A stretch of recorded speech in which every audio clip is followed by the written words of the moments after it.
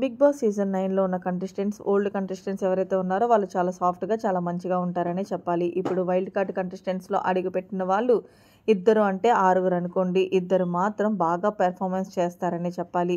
వీళ్ళకు ముందు నుంచే బయట నెగెటివ్ ఉంది. హౌస్‌లోకి వెళ్ళిన తర్వాత ఎలాగన్నా నెగెటివ్‌తోనే ఫేమస్ అవ్వాలనుకుంటున్నారో ఏమో మొత్తానికి దువ్వాడ మాదిరి తన నటనని స్టార్ట్ చేసిందనే చెప్పాలి. మొదటి రోజు ఇక లైవ్ ఒక సంఘటన చోటు చేసుకుంది. ఇక ఎవరైతే ఓనర్స్ అండ్ టెనెంట్స్‌గా కొనసాగుతున్నారో, అలాగే వైల్డ్ కార్డ్ కంటెస్టెంట్స్ అందరూ టెనెంట్స్ ఇప్పుడు ఉన్న వాళ్ళందరూ ఓనర్స్ అంటూ బిగ్ బాస్ తెలియచేశారు. ఇక ఇందులో భాగంగానే ఎవరైతే టెనెంట్స్ ఉన్నారో అంటే దువ్వాడ మాదిరి పొద్దున్నే లేచినప్పటి నుండి ఫుడ్ కోసం ఇదే రేషన్ కెప్టెన్ ఇస్తేనే గానీ వండటానికి వీలు ఉండదు కాబట్టి ఒక హాఫ్ అన్ అవర్ వెయిట్ చేసిందంట. దీంతో అక్కడికి వచ్చేసి పవన్ కళ్యాణ్, దివ్య వీళ్ళందరూ కూడా డైనింగ్ టేబుల్ దగ్గర కూర్చుంటే చాలా పెద్ద రాద్ధాంతం చేస్తుంది. అయితే పవన్ కళ్యాణ్ కూర్చోండి మేడం, కూర్చున్నాక మాట్లాడదాం. ఇప్పుడైతే ఇలా జరిగింది. రేపటి నుంచి ఫుడ్ అయితే ఆలస్యం అవ్వదు. సో, ఈరోజు మీరు రేపటి నుంచి షెడ్యూల్ పూర్తిగా నేనే వేస్తాను అంటూ కూర్చొని మాట్లాడుకుందాం అంటే, ఈలోగా దువ్వాడ మాధురి ఓవర్ యాక్టింగ్ చేస్తూ కూర్చుంటేనే చెప్తారా? లేకపోతే చెప్పవా? అంటూ చాలా సిల్లీగా, వెటకారంగా మాట్లాడింది. అది కూడా ఈ యాపిల్ తింటూ.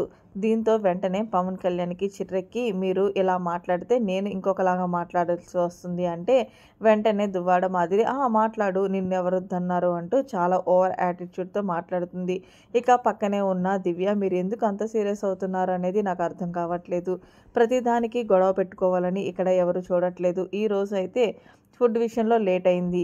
ఓకే. రేపటి నుంచి అలా లేట్ అవ్వదు అని చెప్తున్నాను కదా! మీరెందుకు అంత పెద్ద గొడవ చేస్తున్నారు అంటే, నీవు నాకు ఏం చెప్పావు? నన్ను మెయిన్ చెఫ్‌గా పెట్టు. అలాంటప్పుడు మీరు మొత్తం ఫుడ్‌కు కావాల్సిన అన్నీ ఇవ్వకపోతే ఎలాగంటూ దువ్వాడ మాధురి అడిగింది. దీంతో దివ్య రేపటి నుంచి ఇచ్చేస్తామన్నాం కదా! అంటే రేపటి నుంచి రేషన్ ఏదైతే ఉందో దానికి సరిపడా అంతా కూడా కిచెన్‌లో పెట్టండి అంటూ అమ్మగారు ఏదో వాళ్ళ ఇంట్లో ఆర్డర్ చేసినట్లు ఆర్డర్ వేస్తుంది. దీంతో దివ్య అసలు ఊరుకోదు కదా! ప్రతిదానికి మీరు చాలా వెటకారంగా మాట్లాడుతున్నారంటూ ఇచ్చుకుంది.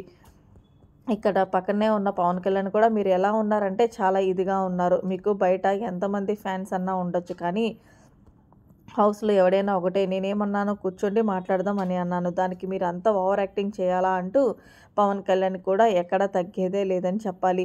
దీంతో దువ్వాడ మాదిరి ఏం చేయాలో తెలియక పెర్ఫార్మన్స్ స్టార్ట్ చేసేసింది. ఏడుస్తా పక్కనే ఉన్న తనుజ ఎవరైతే ఏడుస్తూ చూడలేదు కదా! ఇక తనుజ అయితే వెళ్ళి మొత్తానికి పాపం దువ్వాడ మాధురిని ఊరుకోబెట్టే ప్రయత్నం చేసినప్పటికీ కూడా ఆమె ఇంకా ఓవర్ యాక్షన్ చేస్తుందనే చెప్పుకోవాలి.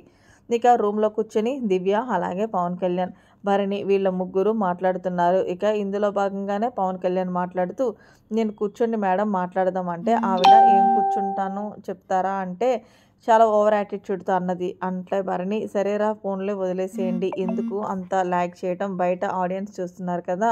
ఆవిడ కొంచెం టైం ఇవ్వండి" అంటూ భరణి అయితే చెప్పుకొచ్చాడు. ఇక్కడ ఏదేమైనా సరే పవన్ కళ్యాణ్ అన్న దాంట్లో తప్పి ఏమీ లేదు. ఈరోజు మీరందరూ వచ్చారు కాబట్టి కొంచెం క్లమ్జీ అయింది. ఫుడ్ దగ్గర లేట్ అయింది. కూర్చొని మేడం మాట్లాడితే కూర్చుంటే మాట్లాడుకుంటే సరిపోతుంది. అన్నీ సర్దుకుంటాయి కదా! అంటే ఆవిడ ఓవర్ యాటిట్యూడ్‌గా కూర్చుంటేనే చెప్తారా అంటూ, లేకపోతే చెప్పరా అన్నట్లు ఏదేదో పెద్దగా శివగామిలాగా మాట్లాడుతుంటుందని చెప్పాలి. మరి ఇందులో ఎవరిది తప్పనేది పవన్ కళ్యాణ్‌దా లేదా దువ్వాడ మాధురిదా అనేది కామెంట్ సెక్షన్‌లో తెలియజేయండి. మరిన్ని లేటెస్ట్ అప్డేట్స్ కోసం మన ఛానల్ సబ్స్క్రైబ్ చేసుకోండి. Thanks for watching. By by. Have a nice day.